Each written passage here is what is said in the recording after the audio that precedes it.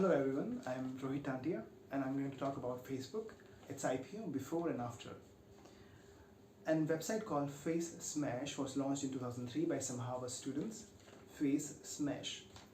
And the purpose was this website was to rate your fellow students, your fellows, how attractive they are, not how studious they are or how well behaved they are, how attractive they are. And in 2004, February 2004, Mark Zuckerberg launched a website called thefacebook.com, thefacebook.com. And it was started by him and some of his friends and roommates.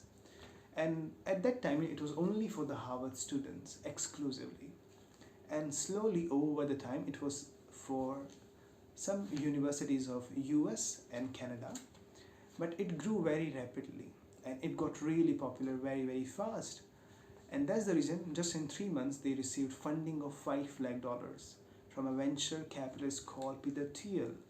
And Peter Thiel is one of the biggest and giant venture capitalists today. And one of the reason is his Facebook funding for 10%. In December 2004, Facebook hit 1 million users in less than 1 year. And after the Facebook hit 1 million users, Mark Zuckerberg wanted to focus more on the Facebook. So he dropped out of his university.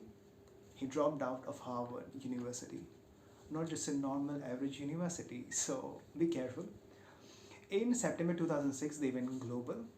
The website was for everyone if you are 13 years or older. In 2008, they launched their app, Facebook app, on App Store. Because App Store was the only thing that time, there was no Play Store. In next few years, they kept on adding some new features like timeline, your cover picture, your profile picture, and several other features. In April 2012, Facebook acquired Instagram, and it was already quite popular back then. They paid $1 billion for it. That's a lot of money. And in May 2012, and they went public. Their initial public offering, IPO. And the valuation of Facebook in 2012 when they went public was huge. In 8 years they went public and the valuation of Facebook was $104 billion. That's a lot of money, almost 8 lakh crore rupees. And the value of one share was $38. But surprisingly, the IPO was quite normal. There was no excitement from the shareholders, from the stock market, and it grew only 0.06% on its initial public offering the first day. And for the next 1 year, it stayed around $38, and that's disappointing.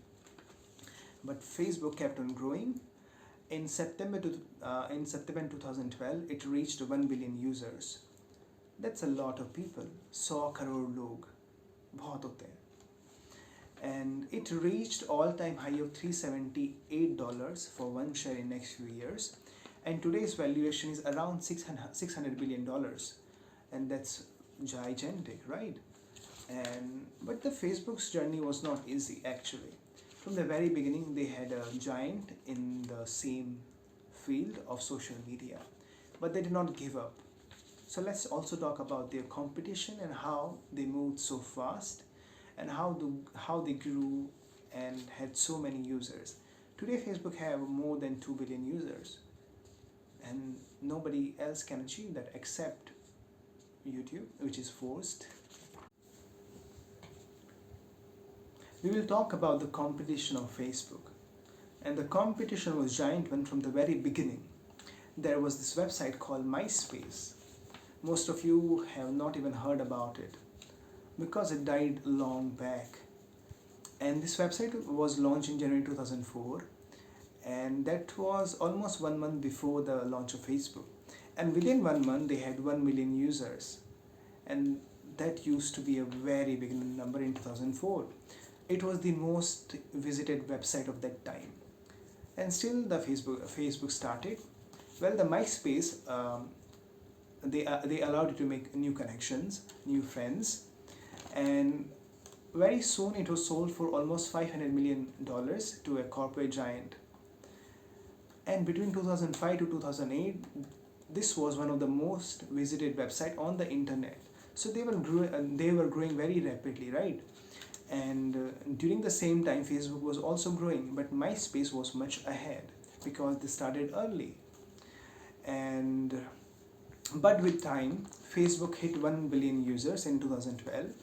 But in 2012, MySpace had only 150 million users, and it failed. And some of the reasons were they were taken over by a corporate giant. And because it was a corporate giant which did not give them enough freedom, now to make every change, they had to take permission, they had to go through expert meetings, they had to follow protocols, procedures, and all those things. And because of this, they could not implement new features overnight like Facebook could, because that was accompanied by some college students, by some university students, and they could change new things, they could add new features very rapidly, and that was not the case with MySpace. And MySpace also wanted to do a few things. It got few things very wrong. MySpace, most users had fake names on the MySpace platform, and that made it less trustworthy. Meanwhile, Facebook allowed people to use their real names, and not just allowed, they motivated people to use their real names. They also had a feature called mutual friend, which was not a thing on MySpace. So with the time, MySpace was left behind. In 2007, Facebook did something quite unique for the first time. They allowed third-party integration. Now, what is third-party integration? That means you allow the software developers to use some of the features of your platform, and you gave them some access. So Facebook did it to software developers for app interactions. So let's suppose you were using Spotify, and you were listening to a really nice song. So you click on the share button, and you can share that on your Facebook timeline. This was a very new thing in 2007. And if you went for a 5-kilometer walk, you can share that from your app to your Facebook timeline. So these were really new things, and MySpace could not do it. They could not do it rapidly. They were very slow, and they were not so creative, and they did not have an open platform for everyone. And that is why they failed. And today Facebook has more than 2 billion users, and the valuation is almost $600 billion, and that makes it one of the biggest company of this entire earth. And several companies followed the third-party integration thing of Facebook, and they were Apple and Google. The App Store was launched in 2008 after Facebook did it in 2007. We had Play Store, and we can also take example of Amazon. They actually started selling the third-party products on their platform. They allow third-party sellers to do it on their platform, and now they are the biggest retailers in whole world when it comes to the online space. So we can learn a lot from the Facebook journey, its IPO, and the benefits of IPO, and also some of the disadvantages. Thank you very much, and I hope you like it. I hope you could learn something from it.